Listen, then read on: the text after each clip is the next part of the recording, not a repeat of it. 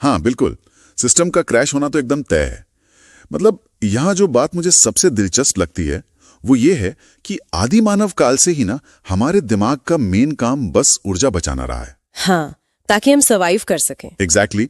ज्यादा सोचने या काम करने से ना कैलोरी खर्च होती है। तो विकास की इस पूरी प्रक्रिया में दिमाग ने एक शॉर्टकट बना लिया। मतलब जो काम तुरंत मजा दे उसे चुन लो और मुश्किल कामों को टाल दो। इन पेपर्स में इसे टेम्पोरल डिस्काउंटिंग कहा गया है। तो मतलब न्यूरोलॉजिकल लेवल पर देखें तो भविष्य के किसी बड़े इनाम के सामने आज का छोटा सुख हमेशा जीत जाता है। 6 महीने बाद की फिटनेस के ज्यादा अभी आराम से बैठकर वेब सीरीज देखने में जो डोपामिन मिलता है, हाँ। दिमाग वही मांगता है। लेकिन वो जो स्टैनफोर्ड मार्शमेलो टेस्ट था उसका क्या? हाँ, वो बच्चों वाला टेस्ट ना? हाँ वही। मतलब स्रोतों में उसका जिक्र है जहां कुछ बच्चों ने तुरंत एक मार्शमेलो खाने के बजाय 15 मिनट इंतजार किया था और फिर 2 मार्शमेलो हासिल किए। तो क्या उन बच्चों का दिमाग कुछ अलग था या उनके पास कोई जादुई इच्छा शक्ति थी? अरे नहीं नहीं, यही तो सबसे बड़ा भ्रम है जिसे ये रिसर्च तोड़ती है। उन बच्चों में कोई एक्स्ट्रा विल पावर नहीं थी। असली राज ये था कि उन्होंने अपना ध्यान भटकाने की तकनीकें खोज ली थीं। अच्छा, मतलब वो लड़ नहीं रहे थे? बिल्कुल नहीं। किसी ने अपनी आंखें बंद कर लीं तो कोई गाना गुनगुनाने लगा। वो बस ऐसा रास्ता निकाल रहे थे जिससे उन्हें उस मार्शमेलो से लड़ना ही ना पड़े। तो असली अनुशासन इच्छा शक्ति से भिड़ना नहीं है, बल्कि ध्यान को कहीं और लगाने की रणनीति है। वाह! तो इस सब का मतलब क्या है? क्या इंसान सिर्फ अपने इस पुराने दिमाग की बनावट से हार रहा है या बाहर का माहौल भी जानबूझकर ऐसा बनाया गया है? बाहर का माहौल बहुत बड़ा रोल प्ले करता है। आर्टिकल्स में अटेंशन इकोनॉमी का जो जिक्र है ना, वो सच में डराने वाला है।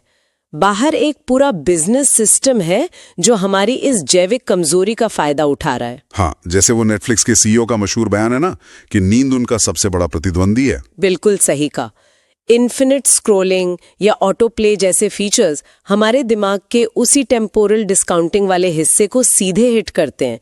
ये फीचर्स इंसान को सोचने या रुकने का कोई सिग्नल देते ही नहीं है। तो कल से शुरू करूंगा सोचना, या बिना वजह बस फोन चेक करते रहना कोई इत्तेफाक नहीं है? एकदम नहीं, ये इस पूरे डिजाइन का सीधा रिजल्ट है। तो अगर ये सब इतना ही गहराई से डिजाइन किया गया है तो बचने का क्या तरीका है? क्योंकि सिर्फ प्रॉब्लम जानना तो काफी नहीं है ना। हाँ, तो इन रिसर्च पेपर्स में कुछ बहुत ही सॉलिड मनोवैज्ञानिक हथियार बताए गए हैं। पहला है इम्प्लीमेंटेशन इंटेंशन। इसमें क्या होता है कि गोलमोल बातें करने के बजाय काम का एकदम सटीक समय और जगह तय कर ली जाती है। जैसे मुझे कोडिंग सीखनी है बोलने के बजाय कुछ और बोलना। हाँ, आप कहेंगे कि गुरुवार शाम 6 बजे मैं अपनी डेस्क पर बैठकर 1 घंटा पाइथन की प्रैक्टिस करूंगी। इससे दिमाग को एक साफ ट्रिगर मिल जाता है कि कब और क्या करना है। समझ गया। और स्रोत में एक और बड़ा दिलचस्प कॉन्सेप्ट है टेम्पटेशन बंडलिंग का। मतलब किसी मुश्किल काम को एक ऐसे काम के साथ जोड़ना जो तुरंत डोपामाइन देता है। राइट। जैसे कि अपना पसंदीदा पॉडकास्ट तभी सुनना जब आप ट्रेडमिल पे दौड़ रहे हो। एग्जैक्टली। ये दिमाग को एक तरह से धोखा देता है कि मेहनत वाले काम में भी तुरंत मजा है। और तीसरा तरीका जो सामने आता है वो है 10-10-10 नियम। वो क्या है?